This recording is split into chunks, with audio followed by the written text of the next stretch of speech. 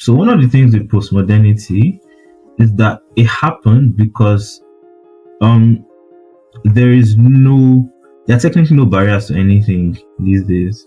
And what do I mean by this? We've been able to break time, space, and all of that. How? Somebody is shooting content in um I don't know, in Ghana for an event. They are uploading it to a Google Drive that a designer in Nigeria is editing from, is taking to edit, and then the social media handler could be in the US and they are posting in the US. There are different time zones involved, but you've broken barriers that you've broken literal physical barriers Physical barrier, to make something work. So in that point in time, all of you are technically in the same space, but at different time zones. That, in my opinion, that's magic. That's it. Hello, Gerry. Yes. Welcome again.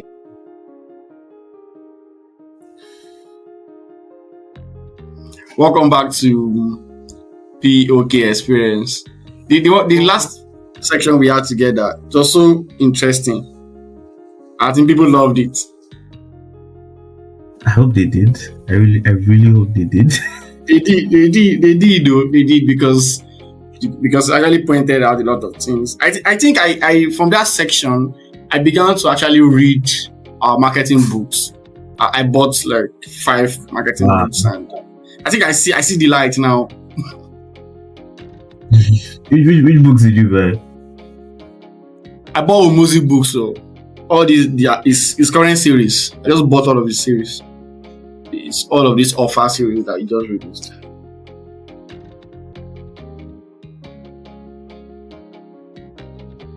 I don't think I got that very clearly. I didn't get the books you bought very clearly. Okay, I said I bought Alex Omozi's book.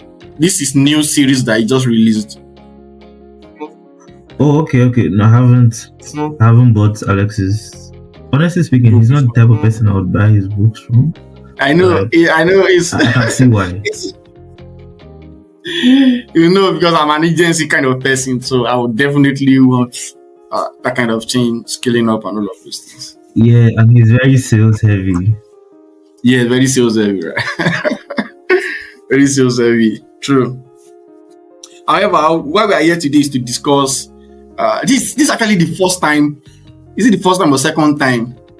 I'm not the type of person that prepare topics ahead of a podcast, because I just believe it kind of bothers me. But this time I just thought of a topic, and you were the one that came to my mind, which is what you spoke on Twitter, like, okay, this postmodern consumer behavior.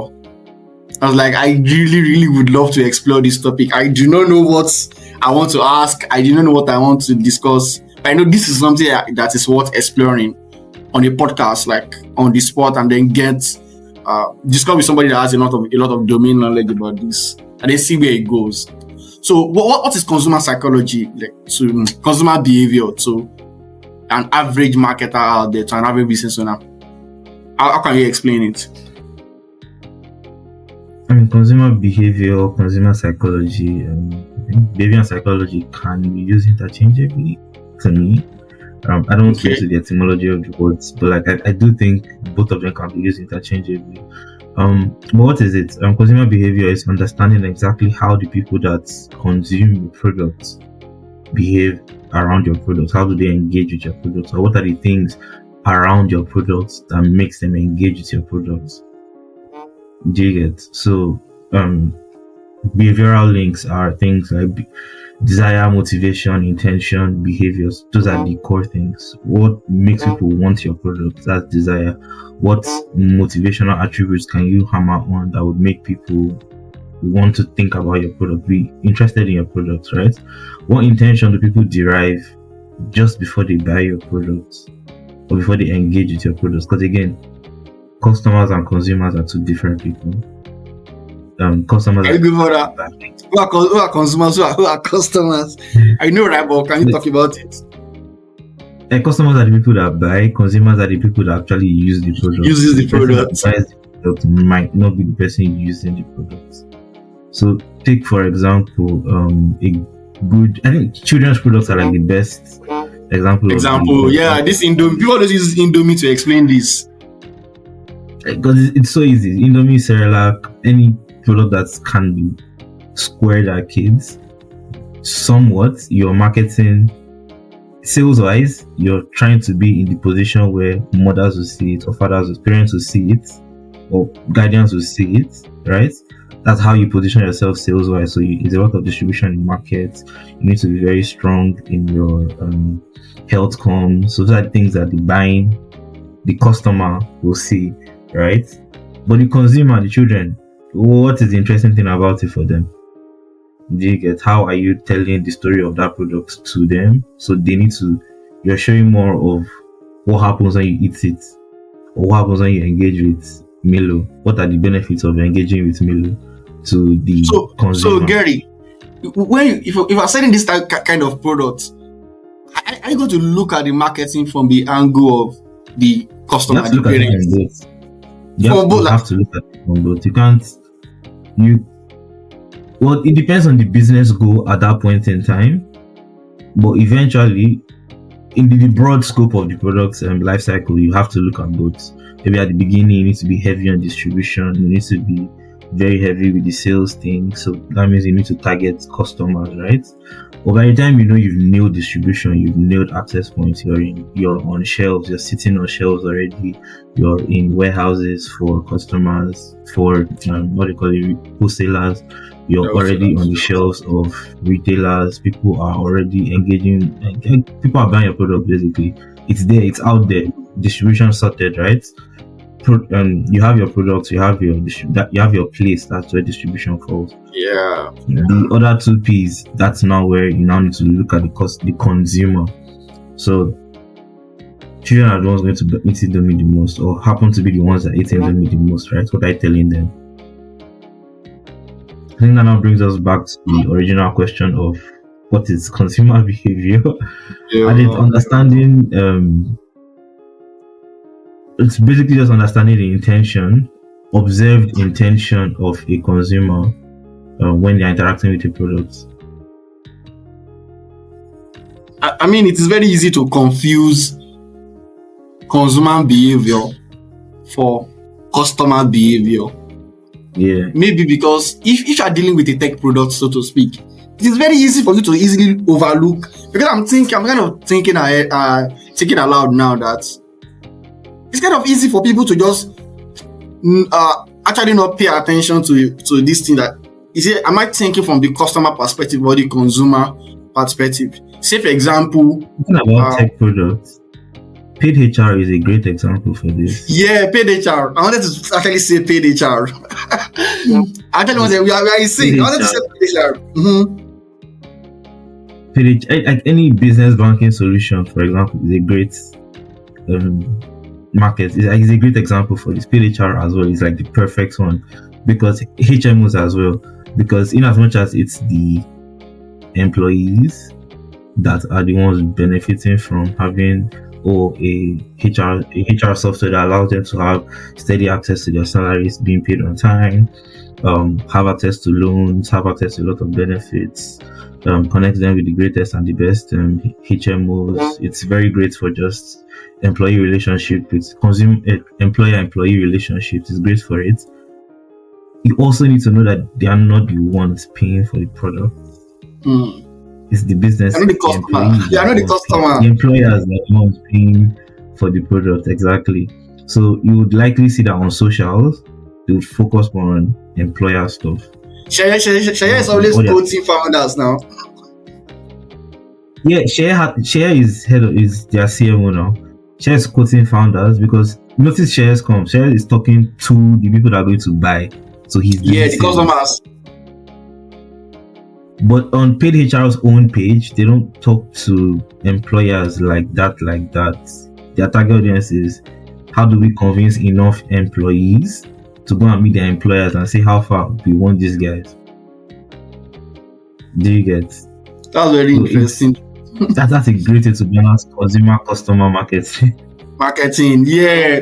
I think paid HR is a very, very good example for us to use. Because if you look at the way Shaya always do on Twitter, it's always quoting founders, organizing hangouts with founders and business owners and all of those things, just because you can acquire the founder direct, which are the customers. And as you're pointing out, I've not checked their social media out. It looks like their social media guys are not targeting consumers, which is very good perspective. Actually, I love this. I love this. Do you ever see? Is there any big brand that you think have done this very well? Then, and maybe another example that you can think of. Big brand has done. I think every product timed at children is a big brand that has done it successfully. Every product that is timed at children, particularly if you're selling toys, you're most likely going to show your ads on your TVC ads on children channels, right? At the same time, on shelves, you need to be priced well enough that the customer now, which is the parents, would not mind it. Do you get it? And you have to sell all these nutritional facts. You get the children's attention to want to the customer, to create desire, but then you need to stimulate intention and motivation from the customer's end as the parents' end. So as a marketing professional, for example, if you're engaging with this kind of product, you have to be very conscious about these different angles. Can we say this is the same for? Well, it's not same, but people always talk about this type of product. I've forgotten the name they call, the category they call them. Products where you need to bring the buyer and the seller, like marketplaces, for example. Is it the same thing? I think I lost track of it. I'm saying marketplaces. Is it the same thing for marketplaces? Like product that you have to bring the buyer and the seller to the platform. Wait, honestly, I really can't tell. But people always say. But I think people always say that if you are building a marketplace, it's still the same thing because you bring need the buyer to. Is it the buyer or the seller first?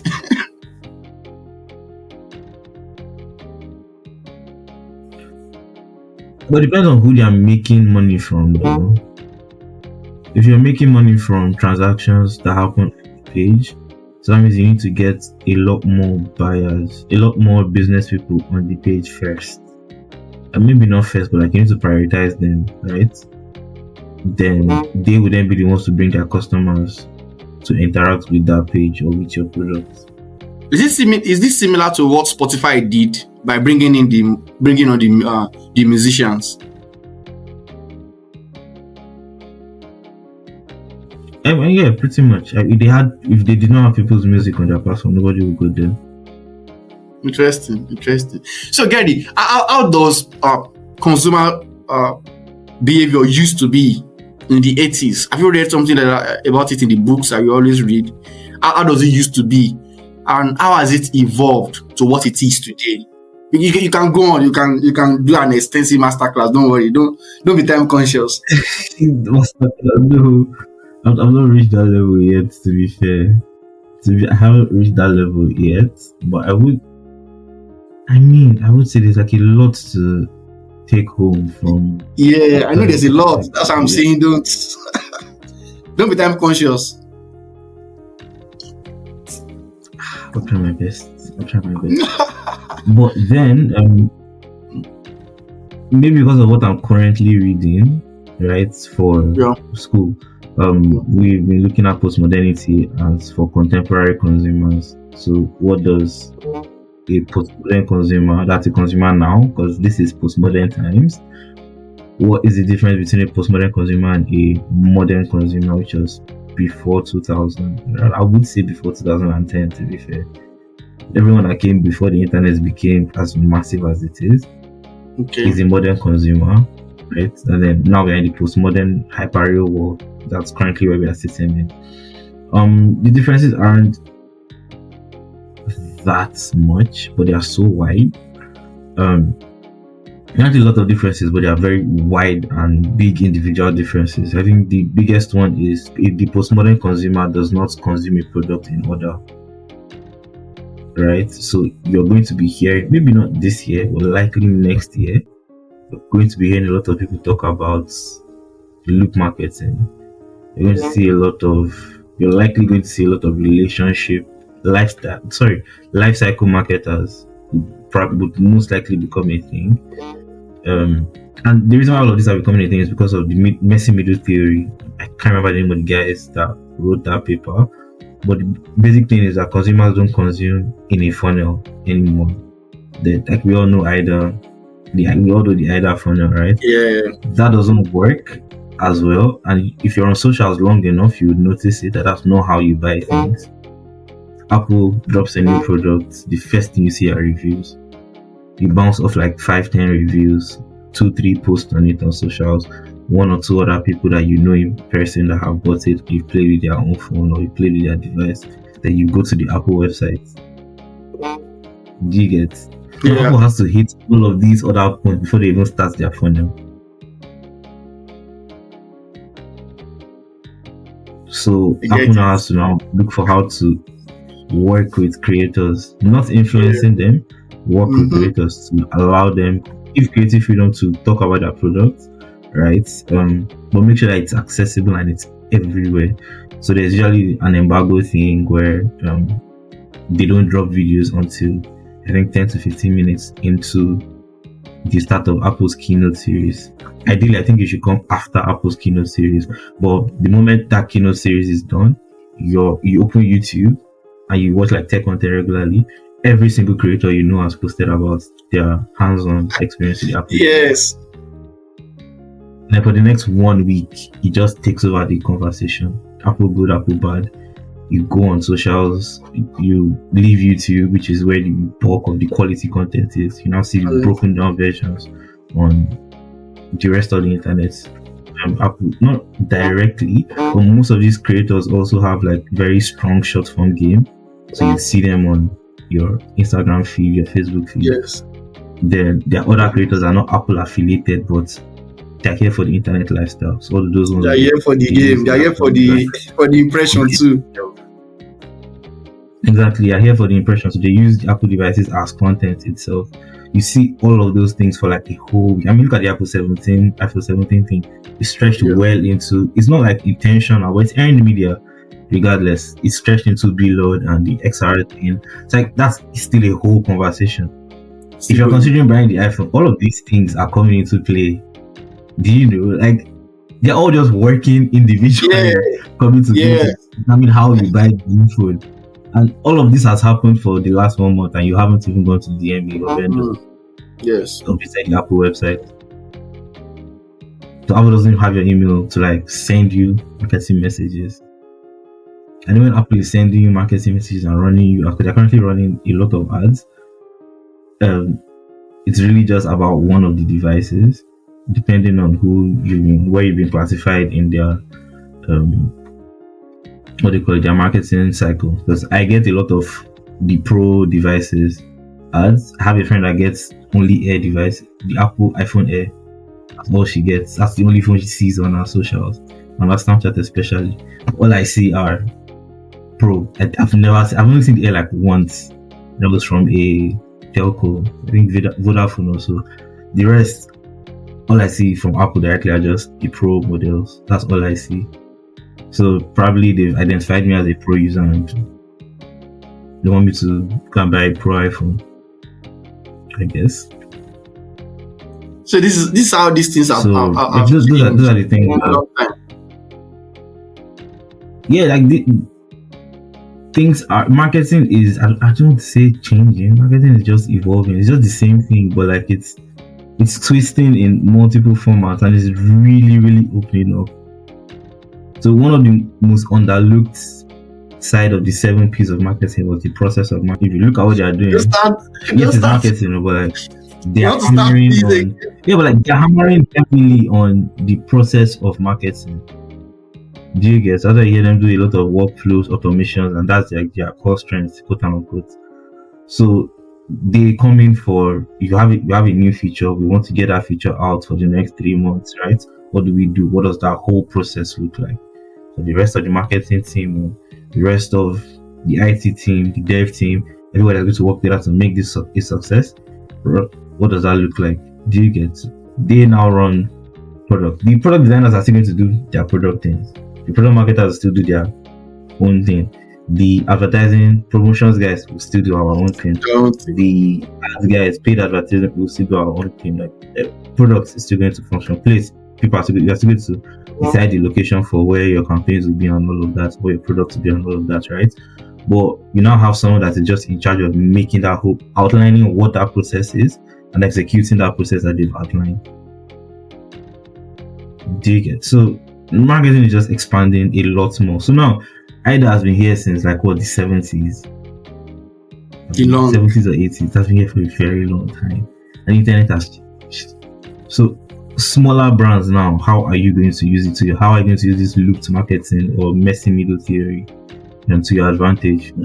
That's now looking at the postmodern consumer. There's a lot of ambiguity in how they interact with products. There's a lot of disorder and chaos in how they interact with products compared to the modern consumers. So the last generation of consumers that were very certain. Like you go window shop, you go and maybe check 1 or 2 reviews online and you go and buy the thing, or you decide if you want to buy it or not, right? But like now there's a lot of content that before you even get to the actual person selling the thing, there's so much you have to see, or so much that can be seen. So there's a lot of disorders. That's the messy middle. So that has to happen. That's now part of the buying cycle, or the consumer journey. That has to happen, and you need to find a way to. This is a new thing I've been reading on. So it's a new thing that just coming into my mind. You need to find a way to hijack the minds of your audience or your target audience. Or your target customers, exactly. How do you hijack their minds? What are the things that they're engaging with that you can tag yourself on so that they can find a way into your own funnel? I'm not saying the funnel is useless, it's just how to get to the top of that funnel now is changing. Yeah, the thing, Gerry, one of the things that is interesting to me about the postmodern consumer behavior is the fact that you can be. It's not a one size fits all thing anymore. You cannot. Yes, one size. Yeah, you cannot just say because this person is a construction worker, the person will not be interested in Apple, or because this person is uneducated, they might not like this. Somebody can be. Subjects are blending. Yeah, a lot of things just blending together. Somebody that you see, oh, this person is a conservative, and then they will still be telling you that, oh, I don't eat meat. And then you'll be, how is this thing happening? How do you think marketers should put those things, those contradictions into how do you consider these contradictions while building their funnel? Because it is just crazy. Somebody might be posting Christian music today, and you hear the person is also into fraudulent activities. Again, there are a lot of things happening with individuals. It's not as direct as before as, oh, this person is an engineer, straight up attack him as an engineer. What's the age, what's the this, what's the that. The behavior is just so wild and different. And I think, as I have pointed out, it's because of the internet, because we have access to loads of information and we form ideologies. For somebody like me now, you can never guess that I attend Deeper Life Bible Church. You cannot guess, because I am so much different from a typical person that attend that church. I am just so different. So I believe this is actually going back to the messy middle thing they're talking about, which I think you can just expand on it. How do you think these contradictions can be put into consideration building your funnel for these consumers? So the great thing is AI has come. What that means is,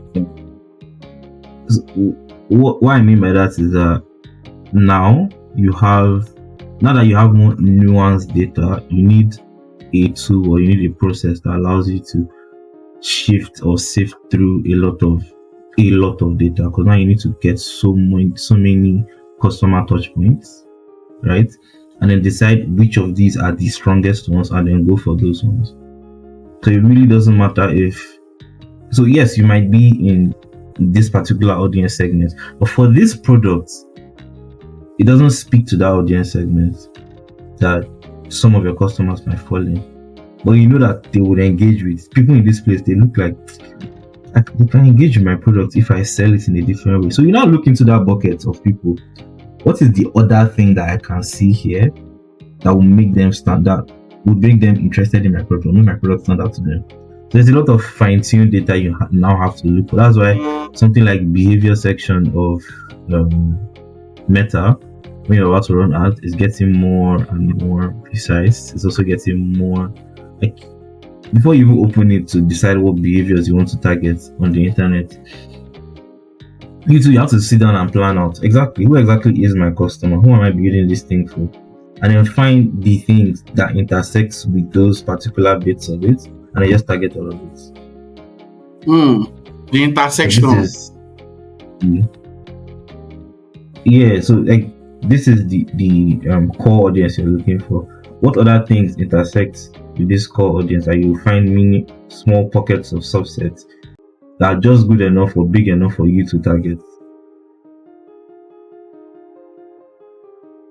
I agree with that. So I agree with that.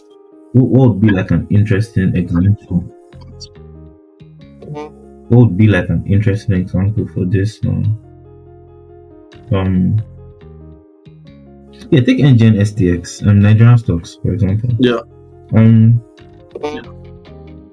The problem in Nigerian stocks has always been that people don't find Nigerian stocks, and there's like a bad rep on it's not being profitable enough and all of that. Which, to be fair, rightfully said, really not that much money if you think about it.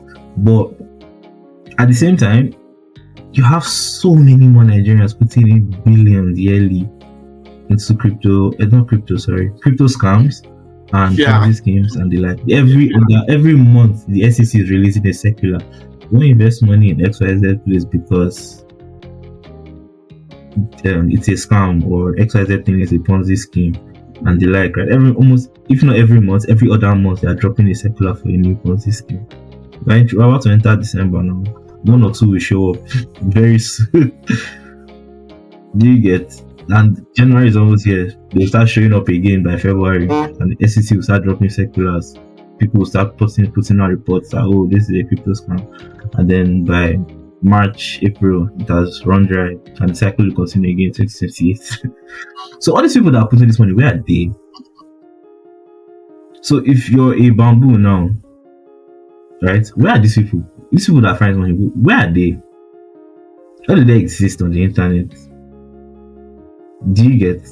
So you find these people now, okay, there are a bunch of Facebook groups that people create to be quote unquote investors, or they want to be financial gurus and all of that. Okay, fine. So you know those people exist. So a group like that exists. Okay, great. You don't want to infiltrate the group so that you don't also come off as a scam as well. What do? Target people that are just interested in finance for say explainer content. You have a content series explaining what Nigerian stocks are. Do you get? And you run ads just targeting people that are interested in finance or interested in investing. So you're not tackling so what would happen there is that you're not tackling and you're re-educating people on what investing in the stock market could be and could look like, what that process is using bamboo. So people then associate investing with bamboo. So when you speak next time, you're like, oh, these guys, I've seen their ads, I've seen people talk about it. Oh, they partnered with this podcast that I listened to. Oh, okay, first let me download the app and see what is happening in the Nigerian stock market. And like that, you've just looked at the market exists, but it's very fragmented and scattered and chaotic. But the Ponzi guys are winning. They're winning big. I think they figured out distribution and how to reach people. Before you know, the WhatsApp groups will start popping up, the Telegram channel will start popping up, and the Farah game will just go. Most of them, I won't get to hear about them until they are out. I was like, are you guys ready this? How did these 2,000 people invest billions or millions into hundreds of millions into this thing? And then when it goes out, you get to know that you're like, they're just keeping it. Yeah. The people are willing to grow money somehow. They just are not able to get. You're just not being there for them to see and to notice. Do you get? And that's like one of the things I really think helps, like a piggy vest now, for example. And do people want to save, but people want to save in a way that they don't want to touch the money that they're saving. They're like they're like low level passive investments. They're not so risky. They just want to keep their money for a long period of time. Because I mean, piggy vest is using your money to do business. So they need people that can. So they need people that want to be able to keep money with them for months, 3, 4, 5, 6 months, 1 year, 2 years. So what do they do? Target people that just want to save. Yeah, true. But how do you? Yeah, how do you track customer touch? That's not like the broad conversation. Yeah, I think this is where product marketers shine. This is a product. I mean, I don't like product marketing, but like, I don't like it as like a job title. Like, this is where product marketers shine. They are able to map. why don't you like marketers? It's just one of those things. Like, you're a marketing manager, just paid marketing manager. All these products skinny, but they're able to map out exactly who the audience for a product is and build consumer profiles for every single section of that product. So there will be features in that app that are, or in that product, or in that website, or in that app that are catered to a certain type of audience. They will map out a consumer journey for it. They map out an ideal consumer mindset for it. They map out a consumer profile for it. So when you now give all of this information to your ads guy, he's going to go to these platforms, look at your consumer profile, look at your likely consumer behaviors, look at your consumer, your user workflows, and then see how you can re-engineer all of these things to target the people that this thing is speaking to. Do you get? So now the person running your ad, your performance marketer, the person running your paid ads, he has so much data to work with. Oh, people that are saving in the app, this is who they are, this is how they engage with it, this is likely the income brackets they work with, these are the kind of things they will be interested in, this is the kind of messaging that gets to them. People that want to save long term, same thing. People that want to do high interest savings in dollars and all of that, who are these type of people? So when you're now running the ads, you now know, okay, you have all of this, you're not the one now bringing out all of the data. Now somebody has brought out all of that data for you and has mapped it to certain features. So when you're running your ads to those features within the platform. So indirectly, you've now built an ad library for yourself. Inside, probably in one campaign where you have like 2-3 features that are really good, you have enough to build out content. You have enough to build out your way of funnel to be, oh, people that want to save money, right? You want to build a website that would, you want to funnel them to a website that shows them what interest cost to look like. If they save 5,000 naira with you today, what would that look like in 6 months?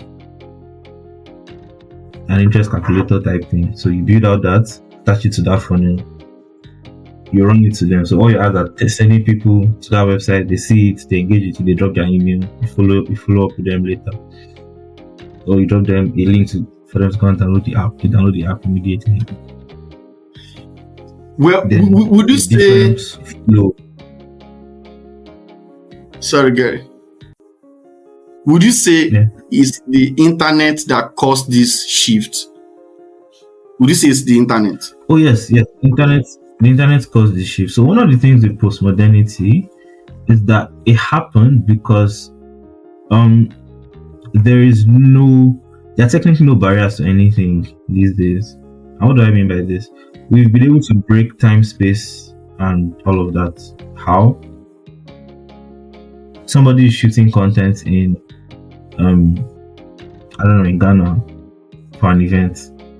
They are uploading it to a Google Drive that a designer in Nigeria is editing from, is taking to edit, and then the social media handler could be in the US and they are posting in the US.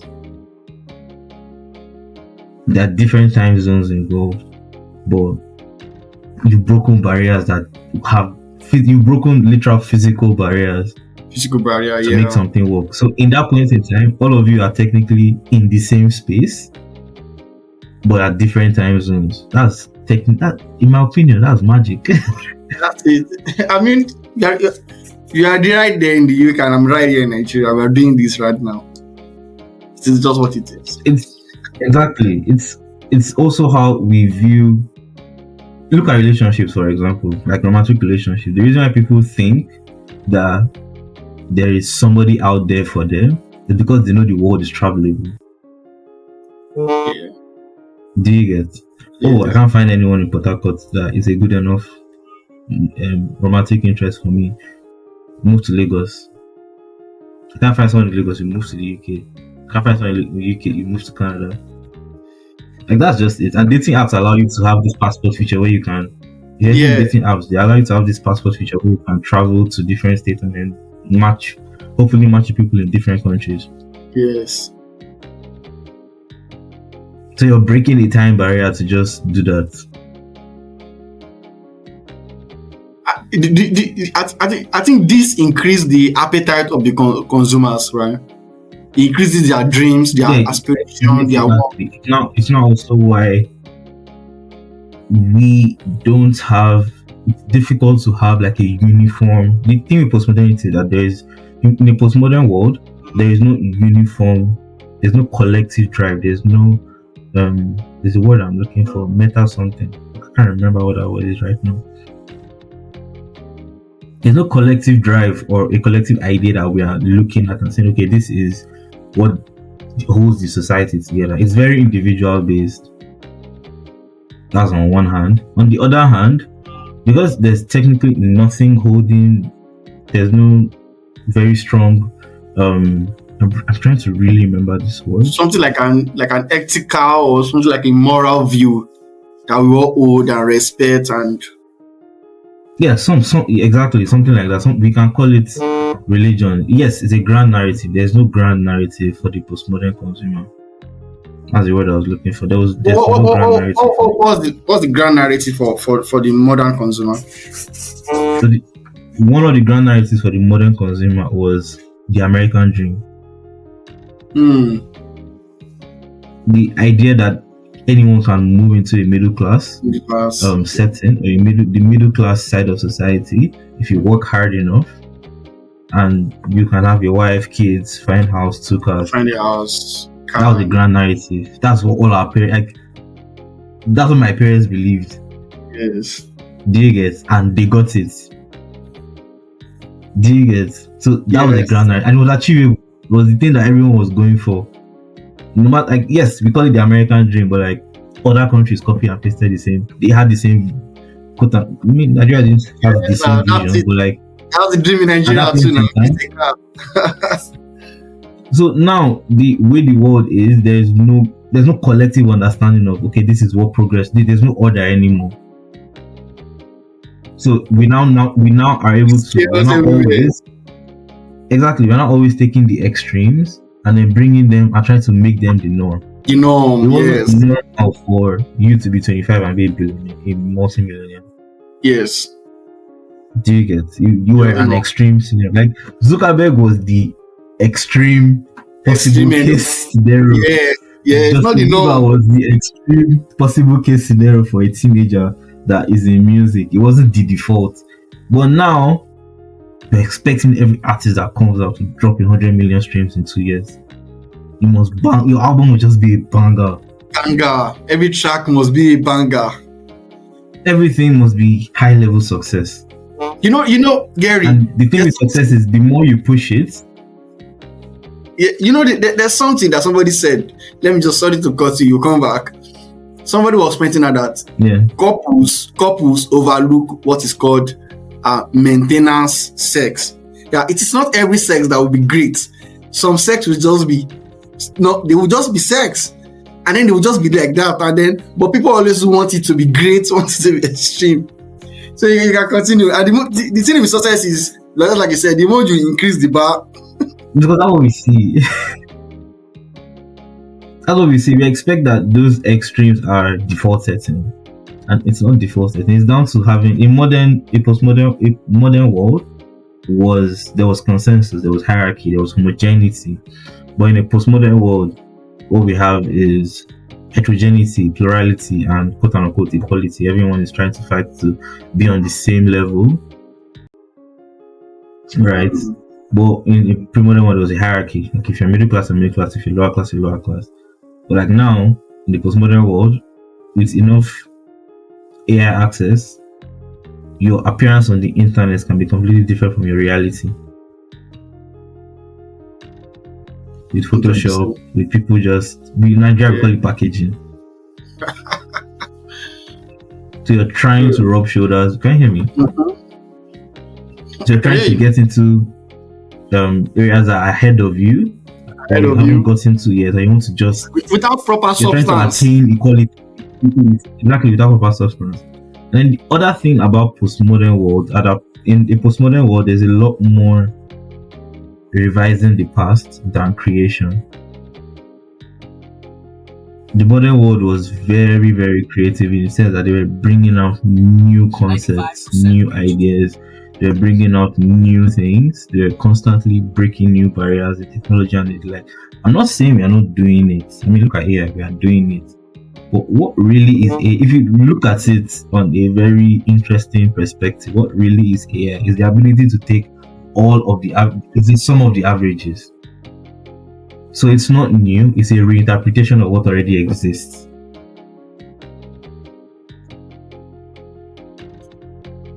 So the postmodern consumer, most like that's why things like nostalgia hits very hard now. Nostalgia marketing hits very, very hard.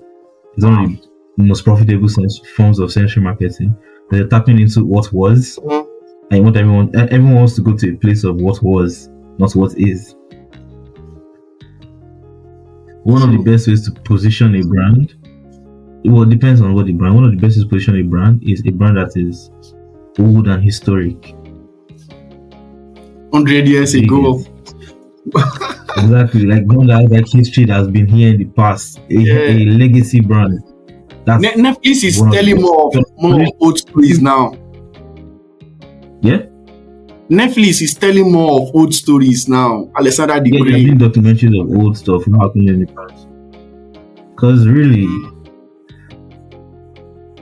we aren't breaking into new things yet, and it's just the time for it. The pendulum would always swing to any side of it. We're just at an extreme of let's rehash what exists. So we are reheating. We are warming Eba a lot, but the Eba doesn't taste like Eba anymore. You can see it in product quality where things are consumer everyday products that we used to have, the quality has dipped across generations. Like example, Hot Wheels or Lego. The Legos we have today are like significantly weaker and less engaging than the ones we had before. Now the complaint is that Lego is simple. Like the basic one is expensive, but like it's simple. Lego used to have 400, 900, 2,000, 8,000 parts. Do you get? Yeah. But like now it's 100, 50 pieces. You just combine it together. Lego used to be an event. I used to have Hot Wheels. If you're assembling a Hot Wheel track with cars, that's a whole day's, that's a whole afternoon's activity. Yeah. Then I just sit, put battery inside here. The track is complete. It's not as stimulating as it used to be. As it used to be.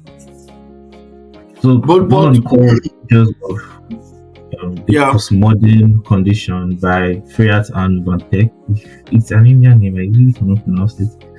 Venkatesh, was hyperreality, fragmentation, reverse of production and consumption, decentering of subjects, and paradoxical juxtapositions. This is very quote unquote technical, but like, let's dive into it. So, core postmodern condition. The collapse of the distinction between real and simulated world, hence AI. Because the online world is looking like it dictates a lot of what happens in the physical, and I've seen that happen in politics.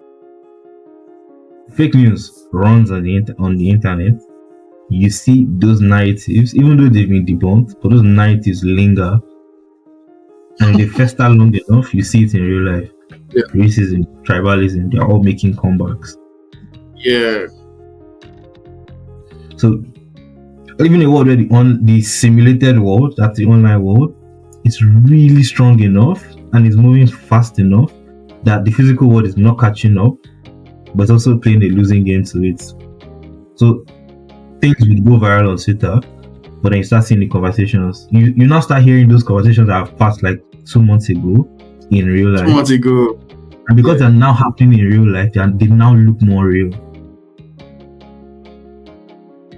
Alright, so this now leads consumers to want to be engaged with things that are online as against having physical products.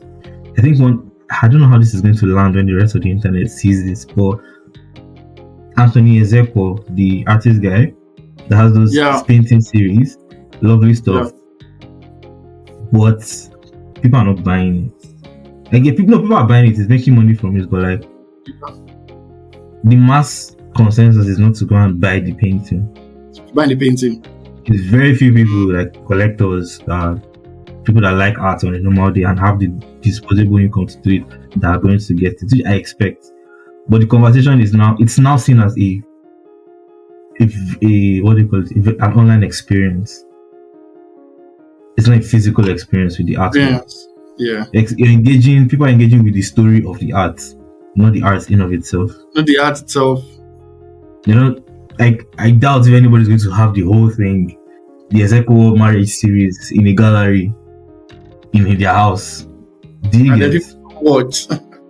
But those pictures, because they are created digitally, I mean, props to him. He makes really realistic stuff. I'm not going to lie. And he can now bring it in real life. Honestly, great kudos to him. So he's able to do that, right? And then his products live online in a different narrative. They're just hyper-real concepts. Do you get? People are not engaging with the physicality of the product. So people are not engaging with the physical product. They're engaging with a surreal version of it. Fragmentation is basically just consumers project different versions of themselves, different personalities adapted for different situations. Do you get that? Yeah. So back to your point of having situations where you have consumers, you have a product, you have people that you'd ideally want to target for that product, but when you target that audience, you realize deeper that very few of them actually fit the thing you're selling. Even though on paper they should. That's because people have different fluid identities. Very few. They have different personalities in different spaces. The person I am on Twitter is not the person I am on Instagram. True. Different realities. For me on Twitter wouldn't work for me on Instagram. The moment I open TikTok, I know that I don't consume the same content I consume on all those other platforms. Some content bits, maybe because creators have multiple platforms, they can seep into.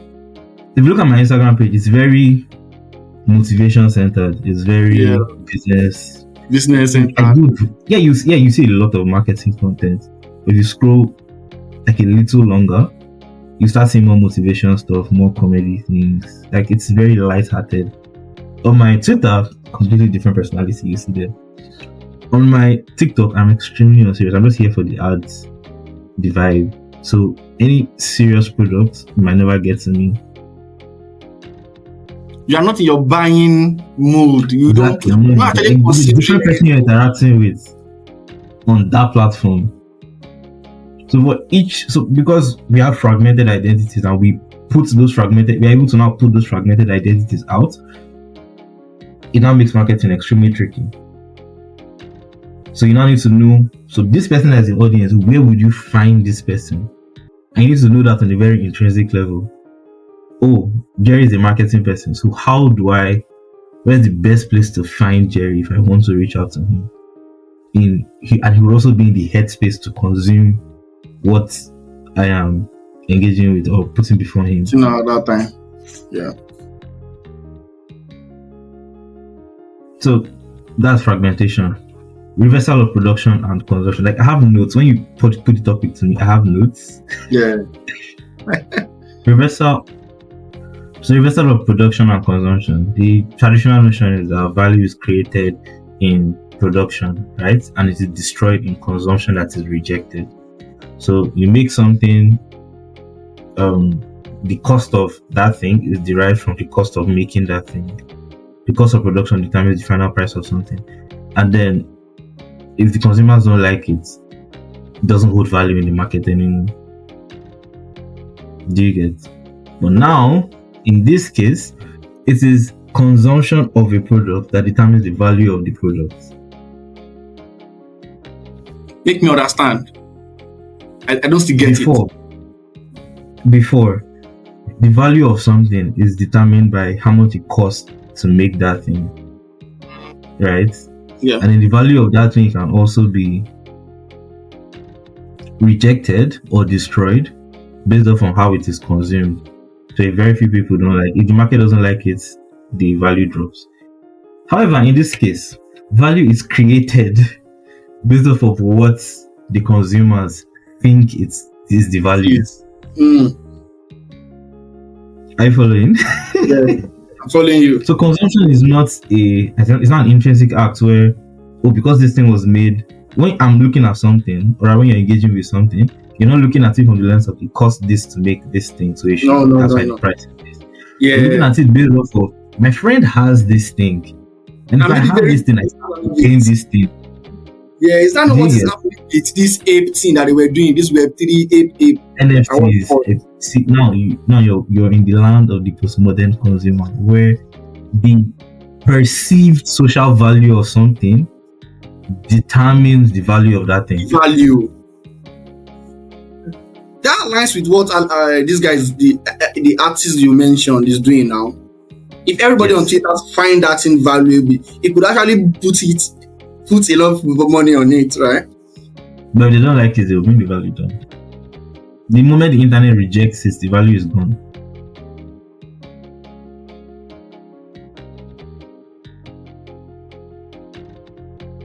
So people consume based off of. Oh, sorry, Gerry.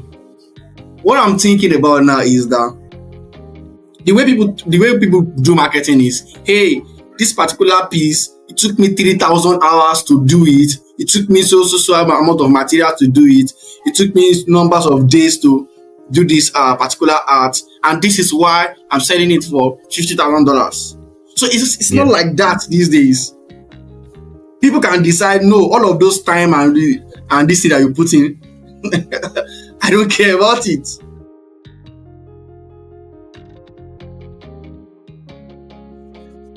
Exactly. So we don't care about how much it costs for you to make it. We don't care about what it took to make something. What we care about is what is the social implication of consuming that thing, and how much of what happens to my identity when I consume that thing socially. My God, Apple is one of the best examples for this. Position for this. Apple positioned for, and the name I in the Apple is targeted at the individual consumer. Bro, these guys are totally ahead of the curve. This is interesting. Yeah, so the next thing is decentering of the subject. So, typical sense, rational autonomous subjects, that's the consumer, becomes confused with the object. What am I saying here? Actions are determined by product's features, and the consumer becomes a marketable item. So therefore, often engaging in self-scrutiny and objectification. So, common sense, in mildly simpler words, what they're saying here is that a product's features don't necessarily hold as the subject of what a consumer would engage in. Instead, the consumer itself is the subject of consumption. So the products are no longer that important anymore. It's what does the consumer feel about a product that matters more. Feelings is getting very, very important these days, and I think it's the whole reason why you get people pander to people's feelings and all of these things. It's not just feelings, it's more like people's identities matter more. People consume based off of, does this product speak to me? As against, is this a functional or utilitarian product? This is how this product makes me feel. I mean, yes.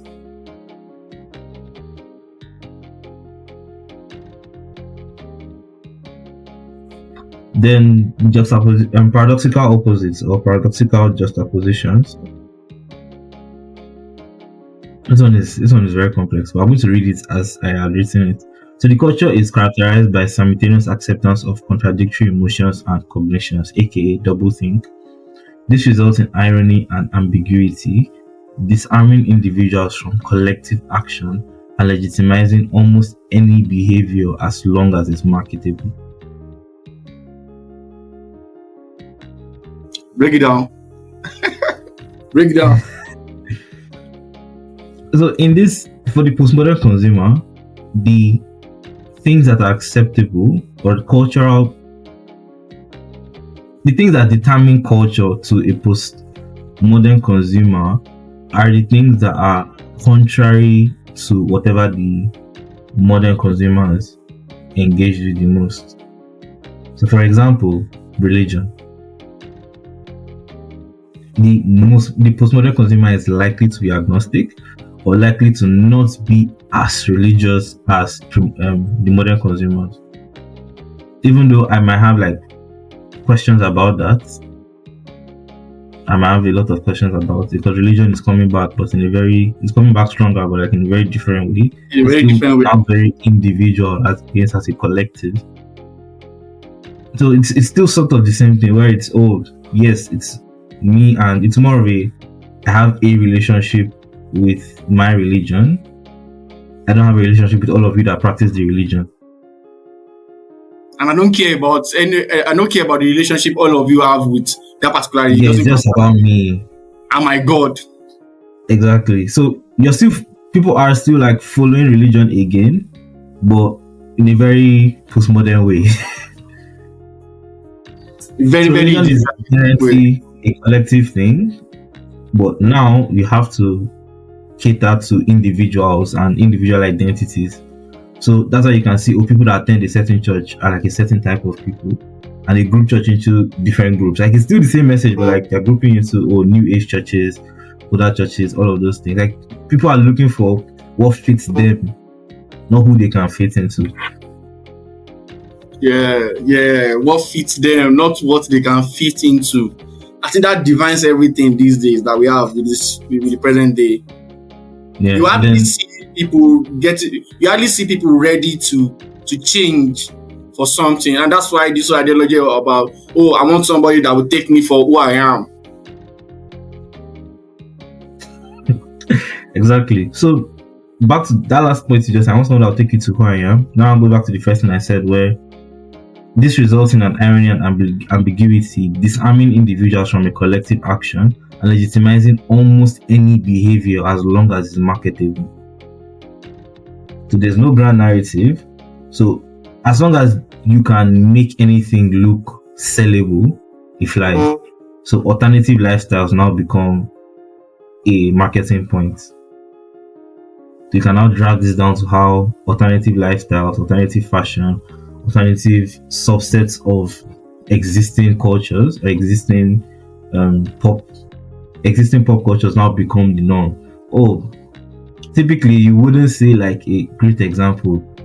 This Mavel, what his name is, the other sang Escali Dizzy. That wouldn't fly 5 years ago. And not because it's a bad song, it's just because the people that engaged with it were a very small subset of individuals. So now that Alte lifestyle has become mainstream, now a marketable lifestyle, even though people call it canal music again. Which is not a legal thing in Nigeria. In the modern world. Again, that's another one. Yahoo is not legal, but it's marketable. Yeah. Do you get? So people would roll with it. Yeah. So that's it. That's really there's no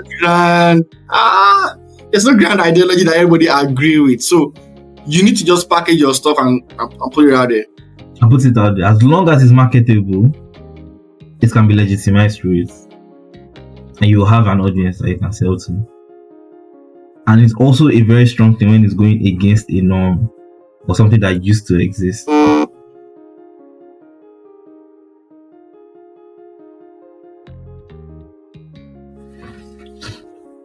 So yeah, Yeah, I get it, Jerry.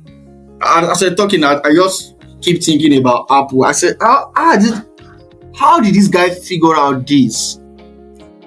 They are just well positioned for this particular audience, and that is why they keep selling that. I keep wondering, why do people want to buy an iPhone? Yeah, it's the status game. It's just the status game. It's because it makes them feel like.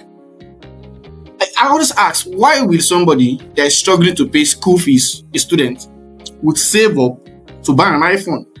And this answers it. Even if a Nigerian that is poor, owns an iPhone, in his mind, he doesn't see himself as a poor person. The phone makes him feel rich. yeah. It makes him feel rich. And I think that this is exactly why they go for things like this. I think now we can go into consumer determinants, things that help a consumer to determine what their consumption pattern or process would be. Now, these are usually internal factors that are stimulated or simulated by cultural and social context. So again, remember when we talked about postmodern consumer, where they had like identities that they were fitting into. So the more jarring, that's paradoxical opposites now. The more jarring an identity is, the more likely you are to have people to be a part of that. So people were influenced by internal and external factors, where it was really about self and how it mirrors in the broader society. So consumer determinants here are perception, people's awareness of things, cognition and memory, what do people believe and what do they remember? Learning, what are people associating with your products or with products, and how do they engage in those associations? Then, like you mentioned, emotions are here, very strong feelings. So feelings are individual feelings are paramount. So you need to make people have the right emotions for your products, right? So what feelings are you targeting? What sense of emotions do you want people to enact when they engage with your product? So when you're building out your consumer profile, you need to outline that as well. Then your desire, what motivations or what desires are your products, or is your product stimulating?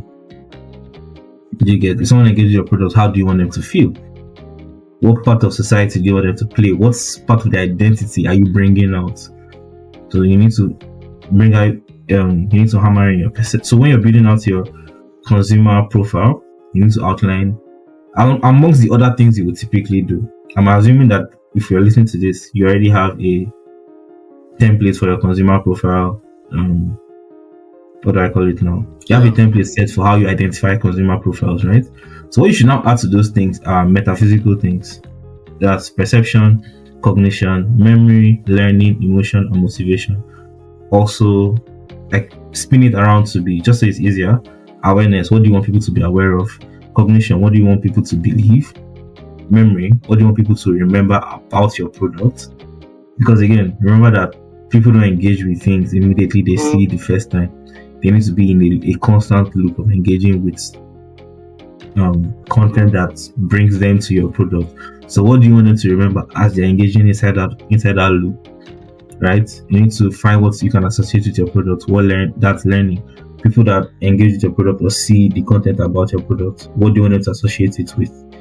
And then emotions, feelings, what do you want people to feel or react with when they come across your product?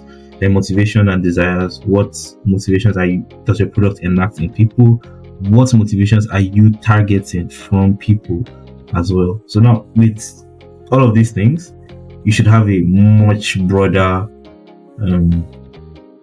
consumer profile for people that you're targeting online or offline. And this will help you build out campaigns, because you can take motivation alone, look for a copy that fits that motivation, look for people that actually fit that motivation, and then slide your product into it. Look at AI now, for example. Anthropic did a campaign that said, the campaign's tagline is thinking. And I'm basically just saying, you do the thinking, leave AI to execute your thoughts for you. Do your raw processes. Do you, like how you normally would be as a human, do it. And they just show different scenes of how people are creative or are they liken the act of thinking to creativity. Do you get? So they were able to show how people think, what people do when they are thinking. All those notepads you write when you're writing one song, and you throw away like 4 or 5, you're just being filled with paper. That's the thinking process. Think, then engage with their products. So they didn't want to decenter, make AI, forget thinking. No, they need to speak to the because human beings inherently, even though we like to outsource things, we are very, very power dependent. If humans feel that they don't have the power in something they are doing, they are less likely to engage with that thing. So you can now see how they built a campaign just around motivation and emotion. They didn't even go far to awareness, all those other concerning. They just looked at emotion, desire, motivation, and then built a campaign around it. Tim Cook dropped a video of Apple for Apple's Pageless. That's their version of Microsoft's Word, and they were basically just saying it's an empty page, and every vision you have starts from that page. Yeah. Once you start typing. So they're just hammering on what desires do you want to enact from people. And it was a very strong, yes, people are saying, nobody uses Pageless, but what do people say on that they like, you'd have used Notepad instead? Every Apple user knows that their notes have like more things than even their Google Docs would have. Yeah. Do you get? So it's things like that. Like, what motivations about your product can you hammer in on? And you can say, but I'm selling the very simple products. I really don't know all those things. Bro, Dr. Ekogo's Coco & Co., they hammer heavily on sex. That's all. And that grabs everyone's attention immediately. Yeah. You might say, but it's a simple thing, but they just look for a motivation, a desire. What do you want people to be sparked by when they come across Dr. Kogo's stuff? Now you can now see the other things play. As I mentioned Dr. Kogo's Coco, what did you remember? You remember the ad awareness. You understood what they were standing for. That's their belief system.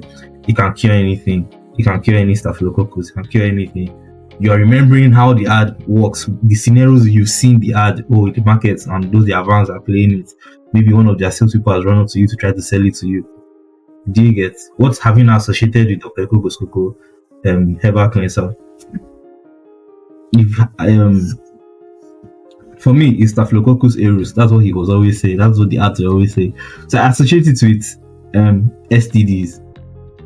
Do you get? So even I may not recommend it to somebody, but in the middle of the conversation, I'll just drop it and say, try it. This is it. That's really just it. But then you should also remember that all of these things are affected by people's individual identities, right? You should also know that there are many identities now. There's no grand narrative anymore, so you need to know exactly who the audience you're looking for is. Are you trying? Yes.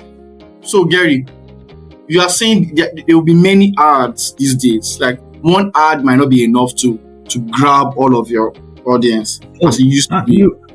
You run performance marketing. What's the new update on Meta's? What's Meta's new update? Basically telling you people one ad, plenty ad sets. Like your ad set has to be broad.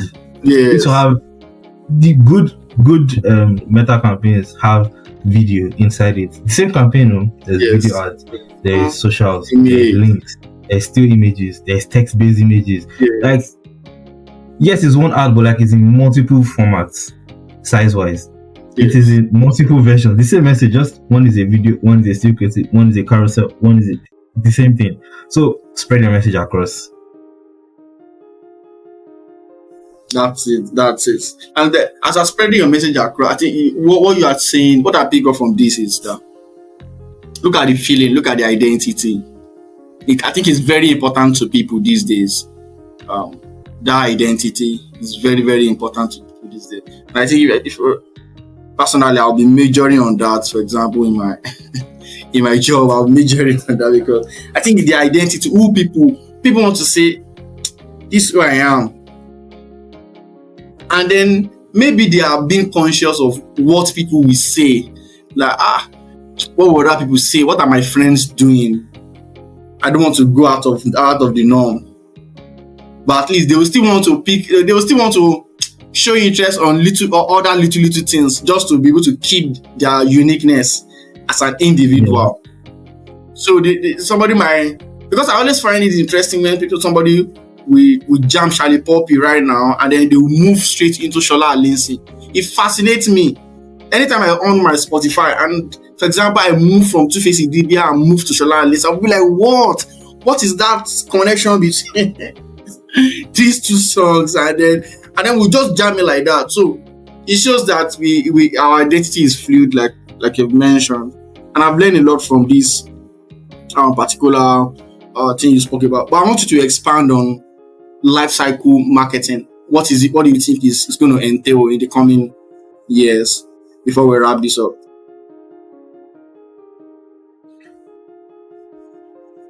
Life cycle marketing. The basic version of it is at each touch point that your customers engage with your products, what do you tell them? When someone signs up, what is the line of marketing activities lined up for them? Are you sending them, like, one great product that does this is Middleman. Go to the Middleman app. There is content on how to engage Chinese buyers. There is content on logistics for bringing in things from China. There is content on particular products have content for it. There's explainer videos, there's carousel. Inside of the Bamboo app, there is tutorial, there is links to YouTube videos that they've posted. Like, there's so much. So your onboarding process so when someone comes into your platform or into your marketing stream or your product, or they buy your product, what are the things you've lined up for them? After 7 months, what are the things you've done for them? After 3 months, what are the things you have to either remind them of what they bought, or they made a sale? Are you reaching out back to them? So you see some vendors, when you buy something for them, they'll tell you to make a video and send to them. You taking the effort to make the video, you're hoping that they post the video at least. Do you get? When they post the video and they tag you, you're happy, you repost it on your story and then you move on. But to you, the next time you need something or that vendor brings, you're going back to the vendor because you remember how great of an experience it was. So one of the things I'm doing for my master's is I'm really zeroing in on experiential marketing. So it's not just like the outdoor experience, no, it's just broad. On a broad level, what experience is your product, your brand, your app, your anything? What is it delivering to your customer? How are you delivering those things? Life cycle marketing is like a more technical way of looking at it, where at every customer touch point, what do they see? And all those things, how do they affect the grand idea that they would have of your product? So from when they come in, when they make 5 sales, when they make 5 transactions, when they make 10 transactions, are you doing milestones with your users? If someone buys something 3 times, do you make the 4th time a 10% discount? If someone buys something 15 times, do you give them 2 free things? Somebody has a very large order list. What do you give them when they have a large order list? You have a customer that comes every 3 months. Before the 3 months mark comes, you should have dropped like 2 messages for them or 2 emails for them. Not talking about, you're not upselling them, but talking them about, oh, we found this thing and we think it would be cool for you to check out. That kind of message. Oh, you bought this thing last time. We have this in stock now. So remember this thing you bought that time? We have it in stock now. So it's at every touch point that a consumer can engage with your product or has engaged with your product. What do you do for them? What message are you putting back to them to tell them? Because all of those things, they now determine the psychographic side of marketing, the ones you can't touch and measure, like emotional attention and association with your brand. What those things, you can't measure it, but you can what's the word? You can manipulate it into your favor. Thank you so much, Gerry. This has been very interesting, very, very interesting, and I've learned a lot listening to you talk about this. Honestly speaking, thank you so much. I'll do a trivia before we wrap up. Okay. Are you ready? For my usual trivia is I'll call something, then you tell me what you like about. Maybe I'll say book. Just tell me the book you find interesting these days, or the one you love the most, or the one you like to recommend? Just mention one. Sometimes. So, are you ready? I'm ready. All right, startup. Startup that I find interesting these days. Who do I find interesting these days? Yes. They're not a startup, but like Google is many startups inside one. So Google's Gemini is a startup to me. Very interesting. I'm currently not reading any serious book. Oxford's marketing textbook. University of Oxford marketing textbook. Okay.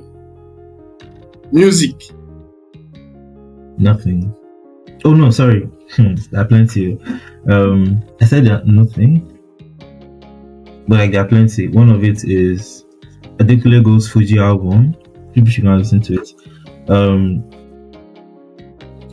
ACL Black Bones. In fact, the entire album. Listen to it. You are part of the 1 billion streamers. No, I raise the effort. It's quality work in an era where people are remixing plenty things. Is original. Yeah, those are like two things that like really stand out projects to me at the moment.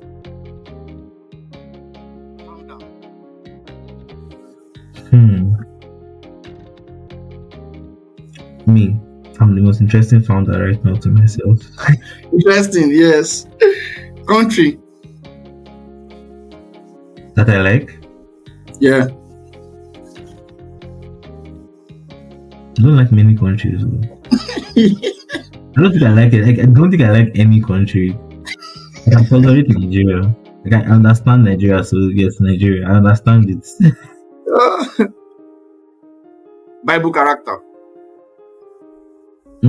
I'm irreligious, but I think the one person in the Bible that I rate a lot has to be Jesus. No matter how you spin it, it's such a dope story. Yeah, just find it no matter how fascinating. you spin it. Interesting. So, yeah. Language. Aside him, another person that I like is Professor Zia. Okay. Hey, that man enjoyed a lot. Give it to him. Language. I don't know if do I like any language right now? No. Just speaking English. That's all I can speak. Color. Blue, always blue. Food. Also, I'm Canadian. Interesting. And lastly, currency. I would love to earn in Kuwait dollars. All right, Gerry, what will you leave us with? What will you wrap up the show with? I'll find this book. That's all I'll do. Just find that book. Even into marketing, just find that book. Yeah. Read the book. The eye will open. Yeah, so you find that book. Read the book. It's marketing, but it's an Oxford textbook. So these are the lecturers that wrote the original version, so they keep revising it quite regularly. It's the 5th edition. I think it's like the most recent edition, yeah. But it's from University of Oxford. It's their marketing textbook, their marketing Bible, so to speak. But it's available for students. It's designed to teach you. It's not just designed to talk about marketing. It's designed to teach you. So for most topics, if not every topic, there's like a case study attached. That's a global level case study to some different parts of the world, mostly UK centered, obviously. UK is an international market. So it's a lovely book. It's designed by lecturers for students. So if you want to learn marketing, this book. Thank you so much, Gerry. I'll check out that book personally because I've seen the light. Books to courses. Books to courses. Thank you so much. Bye for now. Bye.